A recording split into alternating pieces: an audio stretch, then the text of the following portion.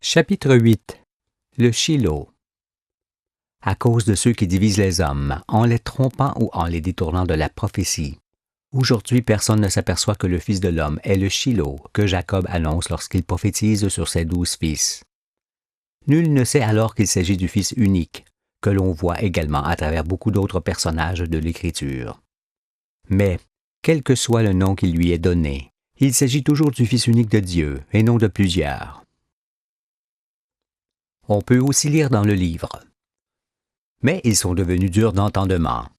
Car, jusqu'à ce jour, le même voile demeure quand ils font la lecture de l'Ancien Testament, et il ne se lève pas, parce que c'est en Christ qu'il disparaît. Puisque le voile disparaît en Christ, ce qui signifie au jour où il se manifeste sur la terre. Cela ne s'entend qu'aujourd'hui, parce que je déchire le voile de haut en bas du livre. Jusqu'à présent, vous ne saviez pas que les Écritures étaient voilées, et que c'est avec la venue du Fils, pour qui elles sont écrites, que ce voile disparaît.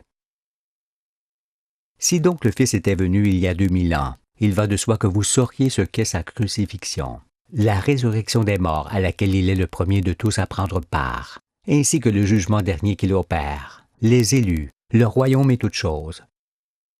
Faites donc preuve d'humilité, et soyez avides de savoir ce qu'il en est vraiment sur le Fils unique, car lui seul peut déchirer le voile du temple, ce fameux voile recouvrant les Écritures. Les Écritures.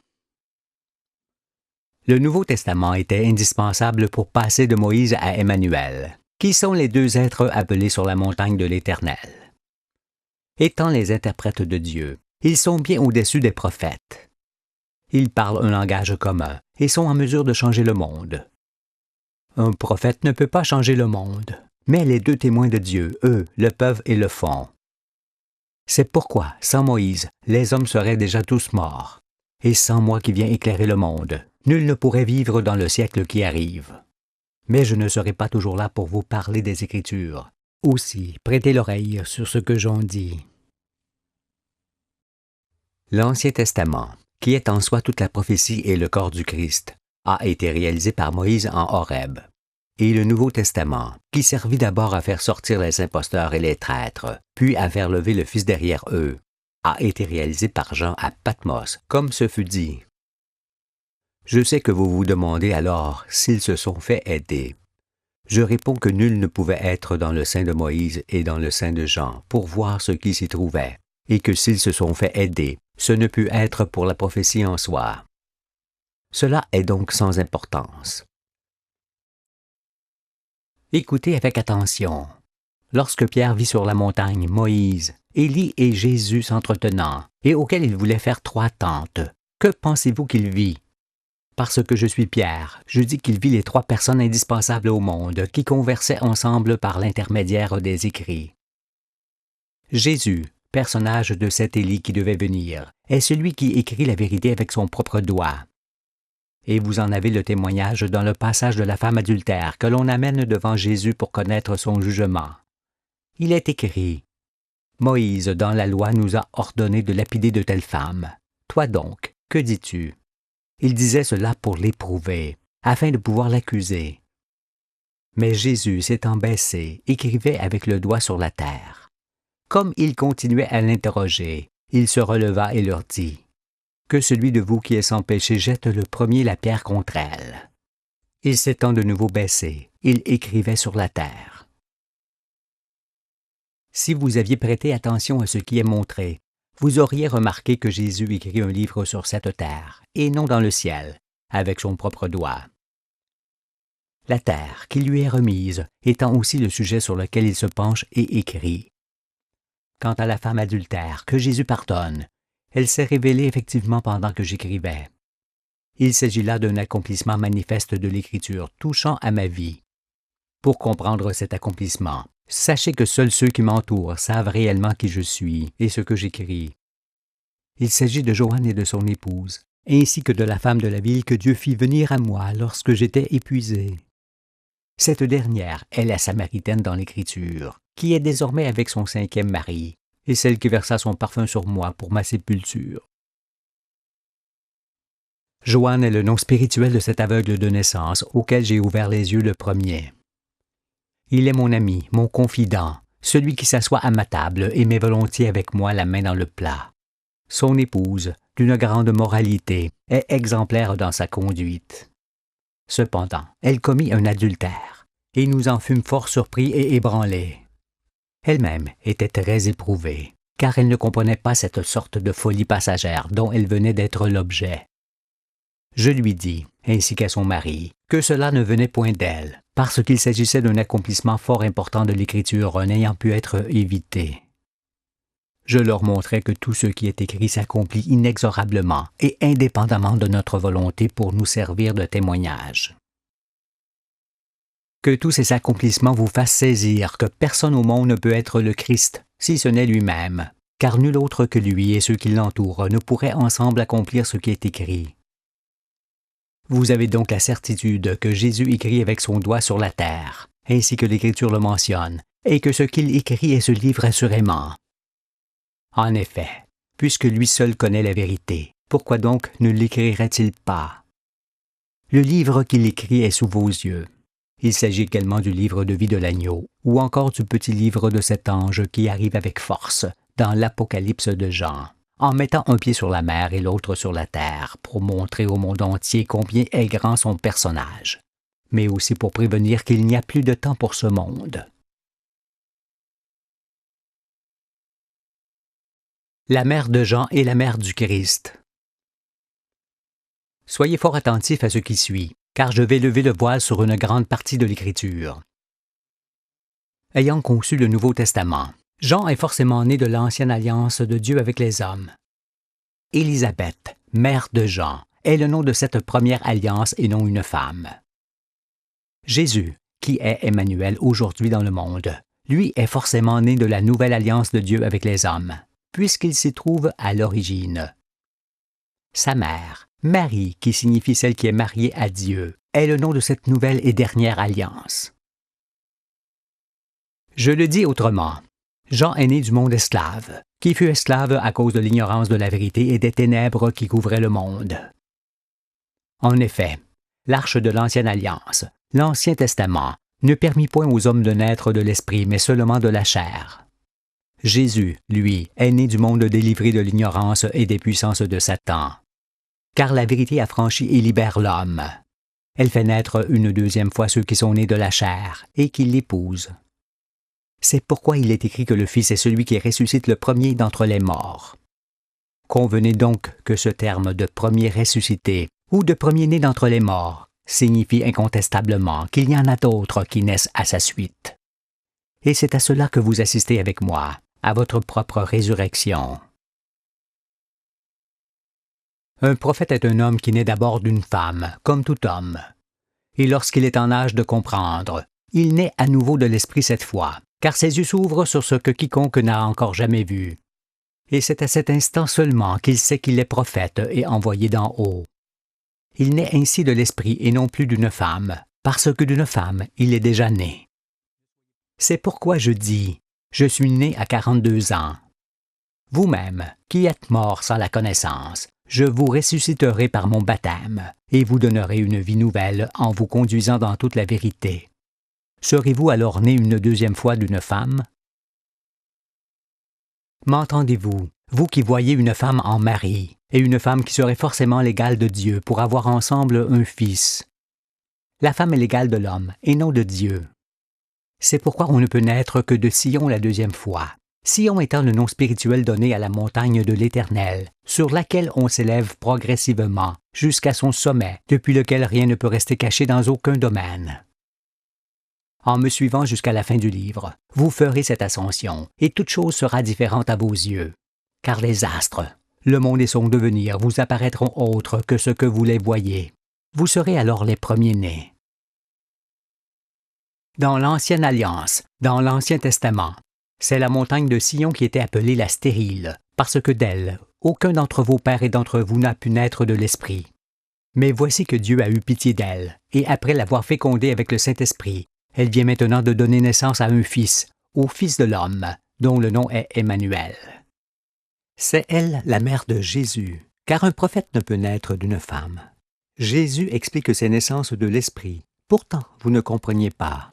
Et ceux qui le comprenaient, si tant est qu'il en existe, ne l'appliquaient pas à la naissance de Jésus. Écoutez-moi encore un peu au sujet de la mère du Christ, qui est aussi celle qui, derrière moi, va vous enfanter, parce qu'Ésaïe témoigne ainsi de ce que je viens d'expliquer.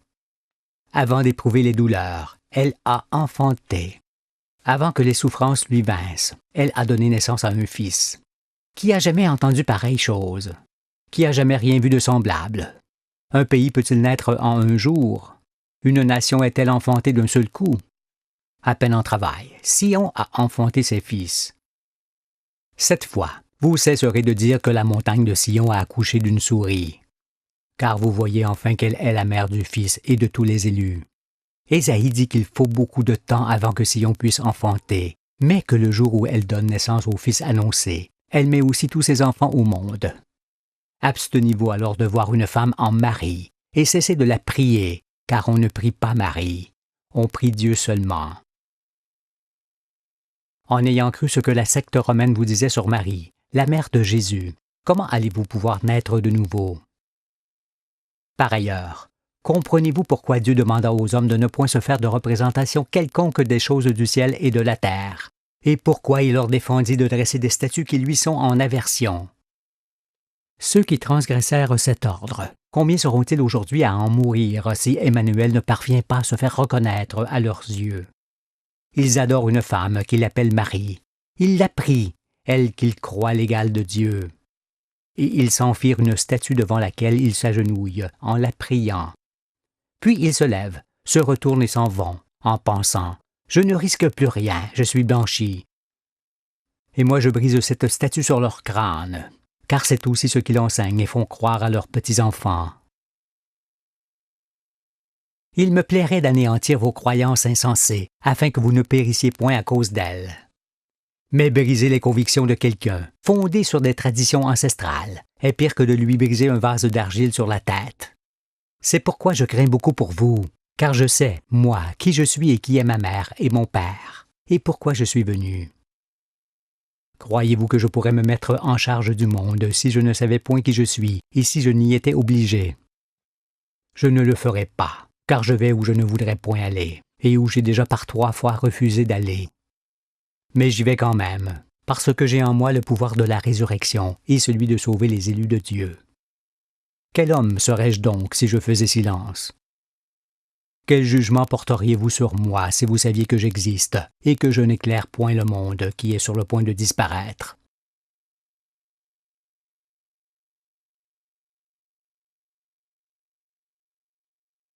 L'âge et la tunique du Christ. Toute l'Écriture témoigne de moi, et aussi de mon âge, si vous savez lire ce passage dans lequel les Juifs demandent à Jésus de leur montrer un miracle, et auquel il répond au sujet du temple. « Détruisez ce temple, et en 3 jours je le relèverai. » Les Juifs dirent, « Il a fallu 46 ans pour bâtir ce temple, et toi, en 3 jours tu le relèveras. » Mais il parlait du temple de son corps. C'est pourquoi, lorsqu'il fut ressuscité des morts, ses disciples se souvinrent qu'il avait dit cela, et ils crurent à l'Écriture et à la parole que Jésus avait dite. Il fallut effectivement 46 ans pour bâtir mon corps, jusqu'à ce que je saisisse l'Écriture, car c'est à partir de cet âge-là que je la saisis entièrement. Sachez aussi que, conformément à ce qui est écrit par ailleurs, j'ai mis 4 jours pour m'apercevoir que la résurrection de Lazare était l'image de mon propre réveil. En effet, c'est au 4e jour de ma lecture que je sentais qu'il s'adressait à moi. Puis, mes yeux se sont ouverts. J'explique ces choses en espérant que vous puissiez encore entendre que Jésus est le guide du Fils de l'homme, qu'il cerne de toutes parts. Il l'oriente, le dirige et lui fait accomplir ce qui doit l'être. C'est pourquoi je ne peux m'en détourner, comme un ânon ne peut se détourner de celui qui est assis sur lui. Il y a aussi les choses célestes qu'il me faut expliquer et ce sera fait. Mais pour cela aussi, j'avais besoin des prophètes pour m'apercevoir que celui qui démontrait l'univers et qui lisait couramment leurs écrits ne pouvait être que le Fils de l'homme, ayant Jésus pour figure et tout l'Ancien Testament pour corps et esprit. À la suite de quoi, je saisis ce qu'étaient mes vêtements, ainsi que ma tunique avec laquelle je devais entrer dans le monde. Au reste, comprenez-vous ce qu'est la tunique de Jésus? Il est écrit. Sa tunique était de toutes les couleurs. Elle était sans couture, d'un seul tissu depuis le haut jusqu'en bas. L'explication de ceci est donnée par la lecture du livre. Car, lorsque je lisais l'Ancien Testament, je suivais le fil de ce qui était raconté, en m'apercevant que le serviteur de l'Éternel était représenté depuis le haut jusqu'en bas. C'est pourquoi il est écrit que sa tunique est sans couture, sans interruption, d'un seul tissu depuis le haut jusqu'en bas, car c'est sa généalogie. Le chandelier. À ceux qui veulent en savoir davantage sur la prophétie, que je ne puis expliquer en détail dans ce livre, je leur demande de ne point chercher le corps du Christ dans le Nouveau Testament, car il n'y est pas. Non, le corps du Christ se trouve dans l'Ancien Testament, qui est toute la prophétie, et dans le monde aujourd'hui. L'agneau, qui est Jésus dans l'Écriture et moi dans le monde, est éclairé par 7 personnages, qui sont pour lui comme 7 yeux. Ces 7 éclairages sont les 7 lampes du chandelier que Moïse lui a préparées pour l'éclairer. Il s'agit d'Adam, de Noé, d'Aaron, d'Israël, de Joseph, de David, de Salomon. Avec ce qui est écrit sur eux et leur vie, ces 7 personnages expliquent en eux-mêmes la personne et la mission du Fils. C'est pourquoi avec le baptême que je dispense sur vous, vous pourrez me voir tel que je suis. Voici cependant l'essentiel de ce qu'il faut savoir. Adam est celui que Dieu appelle sur le soir du monde, qui est nu, ignorant, et n'en a point honte. Mais Dieu le vêt. Adam est la première lampe du chandelier. Noé est celui qui construit l'arche du salut, qui est ce livre allant vous chercher dans la mer humaine pour vous mettre à l'abri sur les hauteurs, pendant que le déluge de feu et d'eau changera la face de la terre. Noé est la deuxième lampe du chandelier. Aaron est le second envoyé qui porte les vêtements sacrés que lui fit son frère Moïse pour le couvrir de dignité. Ces vêtements, qui ne sont point de tissu, sont les miens et ceux de Dieu. Aaron est la troisième lampe du chandelier. Israël est Jacob qui lutte dans les ténèbres contre lui-même, contre les hommes et avec Dieu, et qui en sort différent. Israël est la quatrième lampe du chandelier. Joseph est le Rédempteur, car, bien que vendu par ses frères pour quelques pièces d'argent, il les rachète avec son blé. Entendez avec la connaissance qu'il amassa au temps de l'abondance. Joseph est la cinquième lampe du chandelier. David est le chef des armées de l'Éternel, celui qui se lève pour combattre les hypocrites, les Philistins, et le géant militaire qui domine et perd le monde. David est la sixième lampe du chandelier. Salomon est l'homme de Dieu auquel l'Éternel donna de la sagesse, une très grande intelligence et des connaissances illimitées. Il est celui qui commence à bâtir le temple que personne ne pourra plus détruire, car il n'est point fait de main d'homme. Salomon est la septième lampe du chandelier. Voilà ce qu'est le corps du Fils que vous cherchiez où il n'était pas et que vous ne voyez pas. Il ne s'agit point de 7 hommes, mais des 7 lampes du chandelier que Moïse a préparées pour m'éclairer. Ces lampes sont 7 étoiles que je tiens dans ma main et qui l'éclairent pour écrire la vérité.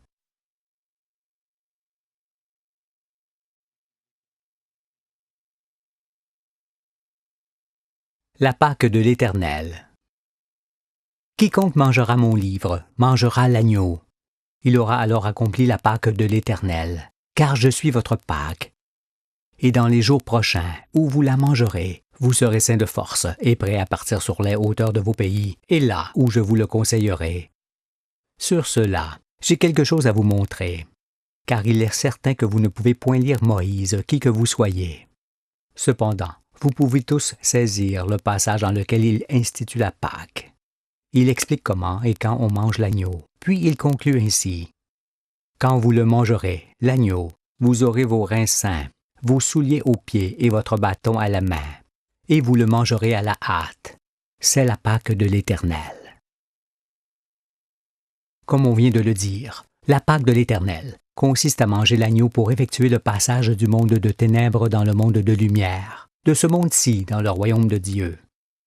Moïse montre que vous serez prêts et debout le jour où l'agneau s'offrira en sacrifice pour faire connaître la vérité au monde. Or, n'êtes-vous point en train d'accomplir avec moi cette prédiction? Ne mangez-vous point à la hâte la nourriture de l'esprit contenue dans ce livre? Si à vos yeux je ne suis pas l'agneau immolé, pourquoi avez-vous de l'amertume dans vos entrailles et de la joie dans vos cœurs?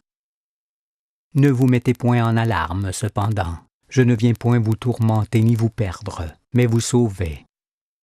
Prenez le temps de lire, car le Seigneur vous accorde une année entière pour le faire, qui sera suivie d'une année de grâce pour vous préparer. Après que le temple de mon corps fut formé, ainsi que l'Écriture l'explique, je me mis à la recherche de la vérité, pour comprendre enfin quelle était la véritable raison de l'existence. Voyant alors mon obstination et ma persévérance, ainsi que les difficultés auxquelles je me heurtais constamment, Dieu eut pitié de moi et m'appela auprès de lui sur le sommet de sa montagne, où il m'instruisit de toute sa science. Dieu me montra toutes ses œuvres. De la sorte, il me vêtit, car j'étais nu. Il m'expliqua toutes choses célestes et terrestres. Il me parla face à face, longuement, patiemment, pour me faire connaître la loi de son royaume dont il venait de m'investir. Et me voici au milieu de vous, tenant ce petit livre à la main, pour vous montrer qu'il n'y a plus de temps pour ce monde. Si vous ne me croyez pas ici, vous me croirez ensuite, car je vous mettrai dans l'impossibilité de ne pas comprendre. Pour l'instant, veillez à ne plus prendre les Écritures pour des fables ou des histoires anciennes, parce qu'elles décrivent dans l'exactitude ce qu'est le premier monde jusqu'à sa fin. C'est pour toutes ces raisons que tout est figuré, et que vous ne devez plus prendre ce qui est figuré pour des accomplissements passés. Abstenez-vous-en, car avec moi, vous mangez la Pâque de l'Éternel en ce moment, qui est son grand festin, mentionné dans l'Apocalypse. À l'aide du chandelier, tâchez de vous asseoir dans le présent des Écritures, sinon vous ne me reconnaîtriez pas et péririez par ce qui arrive. N'attendez pas cependant que je me manifeste sur les places publiques, ni que je répare ce qui est brisé, parce que vous vous tromperiez sur moi. Contrairement aux hypocrites qui se donnent en spectacle à la tête des nations, le serviteur de l'Éternel ne fait point connaître son visage au monde, car ce n'est point lui qui importe, mais ce que Dieu lui commande de dire. Cela a déjà été expliqué par Ésaïe de cette manière. « Voici mon serviteur que j'ai choisi, mon bien-aimé en qui mon âme a pris plaisir. Je mettrai mon esprit sur lui, et il annoncera la justice aux nations. Il ne contestera point, il ne criera point, et personne n'entendra sa voix dans les rues. Il ne brisera point le roseau cassé, et il n'éteindra point le lumignon qui fume, jusqu'à ce qu'il ait fait triompher la justice, et que les nations espèrent en sa loi. Par ailleurs, il est indéniable qu'en présentant Jésus, Jean présente à la fois Judas et le Shilo, sur lesquels Jacob prophétise ainsi. « Judas, tu recevras les hommages de tes frères. Ta main sera sur la nuque de tes ennemis. Les fils de ton père se prosterneront devant toi. Judas est un jeune lion. Tu reviens du carnage, mon fils. Il ploie les genoux, il se couche comme un lion, comme une lionne qui le fera lever. Le sceptre ne s'éloignera point de Judas, ni le bâton souverain d'entre ses pieds, jusqu'à ce que vienne le Shilo, et que les peuples lui obéissent. » L'explication de ceci est donnée dans le personnage de Judas, Jésus, qui précède et annonce le Shilo, le Fils de l'homme, qui se manifeste à la fin des siècles pour sauver les fils de lumière. Le Shilo est comme Melchisédek, roi de Salem, signifiant « celui qui existe de toute éternité » et auquel les rescapés lui seront éternellement redevables de leur existence. Je vous le dis, longtemps j'ai désiré me mettre à table avec les 12 fils de Jacob pour manger la Pâque avec eux, car je savais qu'il était fort instructif pour moi. Et c'est ce que j'ai fait. Puis je vis que lorsque Jésus se met à table avec les 12, c'est en vérité avec les 12 fils de Jacob qu'il le fait pour converser spirituellement avec eux. C'est pourquoi il est écrit que Jésus est l'esprit des Écritures. Cet esprit qui est assis sur moi et auquel vous devez votre salut.